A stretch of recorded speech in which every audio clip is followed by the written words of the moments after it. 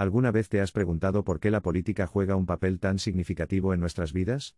Pues, según el gran filósofo Platón, el hombre es un animal político. Platón creía que ser político era una parte esencial de la naturaleza humana. Argumentó que la política no se trata solo de gobernar una ciudad o un país, sino también de comprendernos a nosotros mismos, y luchar por la justicia en la sociedad. Según Platón, al participar en la política, podemos dar forma a nuestras comunidades, abordar cuestiones sociales y crear una sociedad más justa y armoniosa para él. Ser político significaba participar activamente en los asuntos del Estado y contribuir al bienestar de sus ciudadanos. La idea de Platón del animal político resalta la importancia de ser conscientes de nuestras responsabilidades cívicas y el impacto que podemos tener en nuestro entorno. Así que, la próxima vez que escuches el término animal político, recuerda la sabiduría atemporal de Platón.